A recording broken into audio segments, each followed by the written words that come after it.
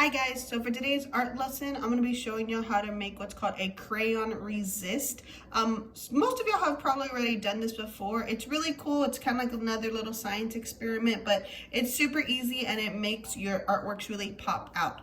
All we're going to need for this is, of course, some white paper. Doesn't matter if it has lines or anything like that. Some crayons, any type of color crayons. The lighter colors actually work better for this. White works really cool, yellow, orange, pink, stuff like that. Paintbrush and some watercolor paint. If you don't have any watercolor paint, like I'm gonna be using today, I'm gonna show you how to do it using just some little food colorings and some water. So if you have this lying around your house, you could definitely just use some food colorings for this. So let me show you some quick examples so you can see what we're doing.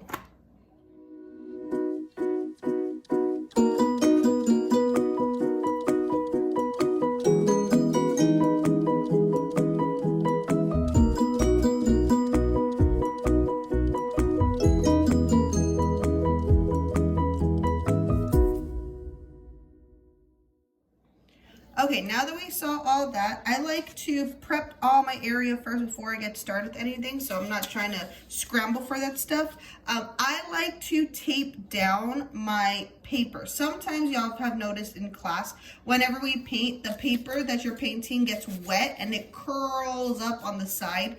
To prevent that, you can just go ahead and tape it either to the table, to a piece of cardboard, to a piece of construction paper like I'm doing right here. But just with regular masking tape or the clear tape, it doesn't matter. I just go through and I tape it. I try to tape it as close to the edges as possible because I want to have enough space to actually draw on here.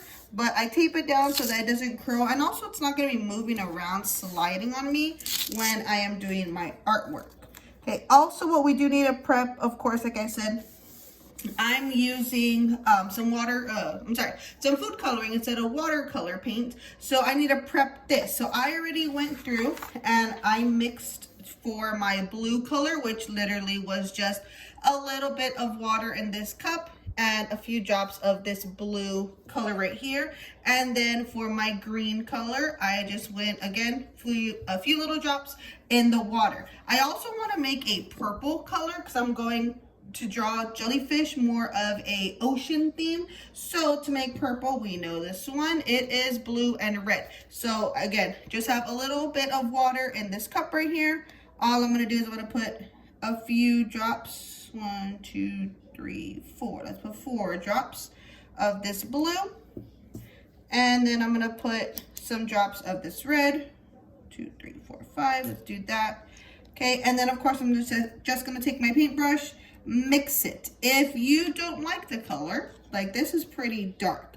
I think I want it to be a little bit lighter of a red. Remember, if you want it lighter, the lighter of these two colors is red. So if you want it lighter, you would just put a little bit more red on there. But making colors, that is totally up to you guys. You can choose how light, how dark you want them. But remember, with watercolor, it's always going to come out lighter than what's in this. And when we paint, it is not going to be this dark. That would be crazy.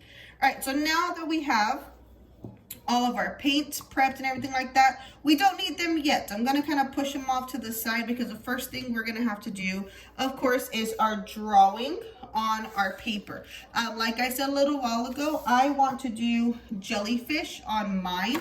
So it doesn't matter, again, what color you use, but it is going to be light for right now because what's going to happen is once we paint over it with our watercolor paint or our dyed water, it's going to actually resist the crayon. It's going to bring it out. It's going to look really awesome. So again, doesn't matter what you draw. I'm drawing a jellyfish.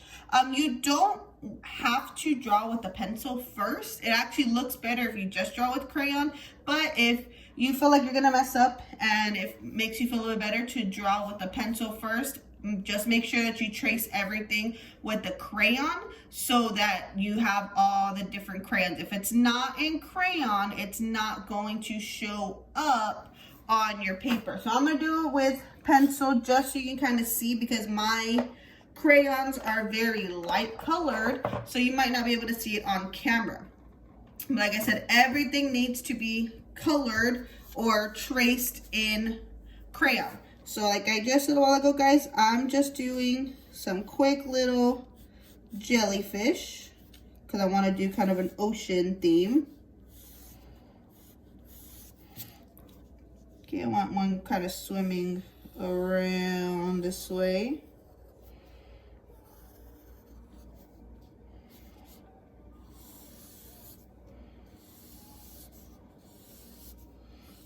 Okay, I also want there to be some kind of designs on their heads, the tops. So I'm gonna put some little patterns on their actual tops up here. So I'm not gonna draw them.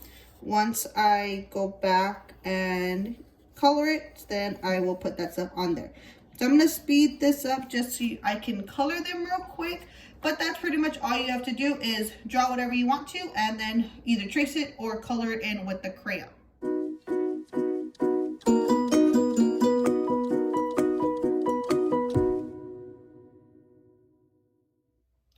Okay, now that I have my jellyfish drawn on there, now I'm just gonna start going through and painting it. I have my blue, purple, and green paint, but I've also brought out a little bit of salt.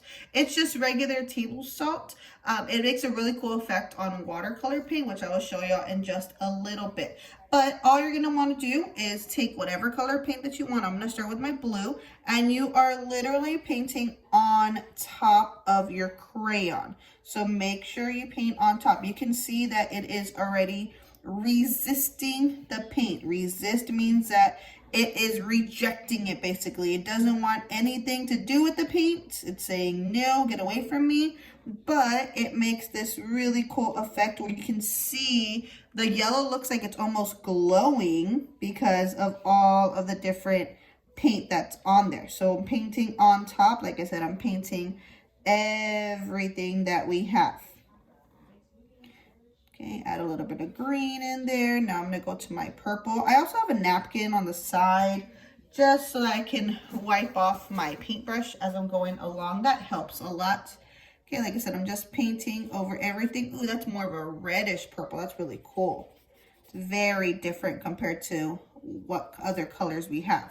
So once you kind of get this stuff on here, like I said, with the salt, you can take a little pinch of salt. I just pinched in my fingers, and you can just sprinkle it onto little wet spots that you have, and you can see this really cool effect that's happening. I'll zoom in right now so you can see what I'm talking about, but it makes it look like it's forming crystals. It's really cool. So you can see it's kind of crystallizing. It looks really cool once it dries, like the little examples that I showed y'all. But like I just said a little while ago, you want to paint over the entire thing. Okay, I have a little paintbrush. I should have grabbed a bigger one. That's okay. That just means I can paint for a little bit longer. Okay, like I said, using brighter colors actually helps. So now that I have a bunch of paint on here, I can take my salts and put it on top to get the little crystals forming on top of my jellyfish. So I could do that over here too.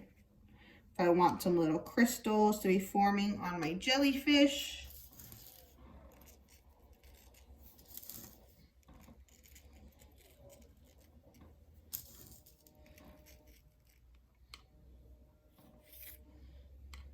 All right, guys, so I'm actually gonna do another one. I might speed that up a little bit just so you can see, but I'm gonna do a different one just so you can see another example of how to do a watercolor resist. But that is pretty much all we have to do. So let me show you the second one.